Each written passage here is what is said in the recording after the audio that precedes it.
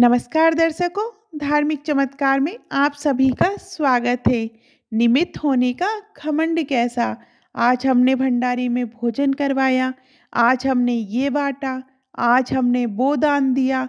हम अक्सर ऐसा कहते हैं और मानते हैं। इसी से संबंधित आज मैं आप सभी को एक अविस्मरणीय कथा सुनाऊंगी। एक लकड़हारा रात दिन लकड़ियां काटता, मगर कठोर परिश्रम के बावजूद उसे आधा पेट भोजन ही मिल पाता था। एक दिन उसकी मुलाकात एक साधु से हुई। लकड़हारे ने साधु से कहा कि जब भी आपकी प्रभु से मुलाकात हो जाए, मेरी एक फरियाद उनके सामने रखना और मेरे कष्ट का कारण पूछना। कुछ दिनों बाद उसे वह साधु फिर मिला। लकड़हारे ने उसे अपनी फरियाद की याद दिलाई तो साधु ने कहा कि प्रभु ने बताया है कि लकड़हारे की आयु 60 वर्ष है और उसके भाग्य में पूरे जीवन के लिए सिर्फ 5 बोरी अनाज है। इसलिए प्रभु उसे थोड़ा अनाज ही देते हैं ताकि वह 60 वर्ष तक जीवित रह सके। समय बीता, साधु उस लकड़हारी को फिर मिला तो लकड़हारी ने कहा, ऋषिवर, अब जब भी आपकी प्रभु से बात हो तो मेरी ये फरियाद उन तक पहुंचा देना कि वह मेरे जीवन का सारा अनाज एक साथ दे दें, ताकि कम से कम एक दिन में मैं भरपेट भोजन कर सकूं।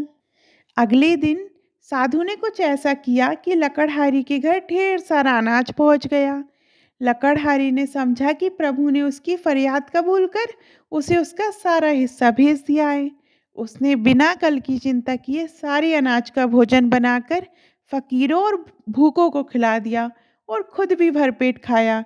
लेकिन अगली सुबह उठने पर उसने देखा उतना ही अनाज उसके घर फिर पहुंच गया। उसने फिर गरीबों को खिला दिया, फिर उसका भंडार भर गया। ये सिलसिला रोज रोज चल पड़ा और लकड़हारा लकड़ियां काटने की जगह गरीबों को खाना खिलाने में व्यस्त रहने लगा। कुछ दिन बाद वह साधु फिर लकड़हारी को मिला तो लकड़हारी ने कहा, ऋषिवर, आप तो कहते थे कि मेरे जीवन में सिर्फ 5 बोरी अनाज है, लेकिन अब तो हर दिन मेरे घर 5 बोरी अनाज आ जाता है। साधु ने समझाया, तुमने अपने जीवन की परवाह ना करते हुए अपने हिस्से का अनाज गरीब व भूखों को खिला दिया। इसलिए प्रभु अब उन गरीबों के हिस्से का अनाज तुम्हें दे रहे हैं।